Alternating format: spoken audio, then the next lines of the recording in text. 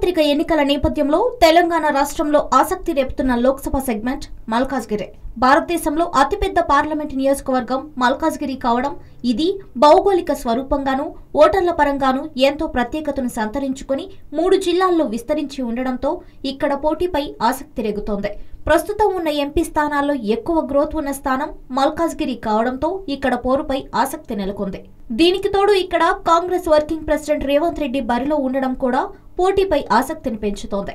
ఇక తెరాస టికెట్ కోసం పలువురు ప్రయత్నాలు చేసినా చివరకు రాజశేఖర్ రెడ్డి టికెట్ దక్కించుకున్నారు. ఇక రాజశేఖర్ రెడ్డి విషయానికి వస్తే ఈయన 1976 జూన్ 17న జన్మించారు. విద్యావేత్తగా భాగ్యనగరం ప్రజలకు సుపరిచితుడు.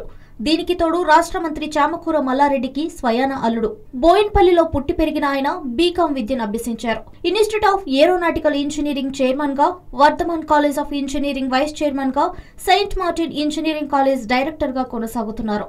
వైద్య శిబిరాల నిర్వహణ సహా పలు సేవా కార్యక్రమాల్లో పాలుపంచుకున్నారు. గత ఎన్నికల్లో మేడ్చల్ నియోజకవర్గంలో మల్లారెడ్డి గెలుపులో కీలక పాత్ర పోషించారు. దీనితో ఈసారి కేసీఆర్ రాజశేఖర్ రెడ్డికి టికెట్ కేటాయించారు. సెగ్మెంట్ పరిధిలో మల్లారెడ్డి కాలేజీలతో పాటు రాజశేఖర్ రెడ్డి కాలేజీలు ఎక్కువగా ఉన్నాయి. ఇక్కడ విద్యార్థుల కుటుంబాలతో ఉన్న సాన్నిహిత్యం తమకు లాభం చేకూరుస్తుందని తెరాస అభ్యర్థి భావిస్తున్నారు. ఇటీవల జరిగిన అసెంబ్లీ ఎన్నికల్లో తెరాస హవా నడవడం ఇప్పుడు తమకు ఉపయోగపడుతుందని రాజశేఖర్ రెడ్డి గట్టిగా నమ్ముతున్నారు. అయితే కాంగ్రెస్ నుంచి రేవంత్ బరిలో ఉండడం, కొంత ప్రతికూలమైన నియోజకవర్గంలో టీఆర్ఎస్ పట్టు ఉండడం లాభించే అవకాశం ఉంది. ఈ నియోజకవర్గం పరిధిలో మేడ్చల్, మల్కాజ్గిరి, కుత్బుల్లాపూర్, కూకట్పల్లి, ఉప్పల్, సికింద్రాబాద్ కంటోన్మెంట్ అసెంబ్లీ నియోజకవర్గాలు ఉన్నాయి.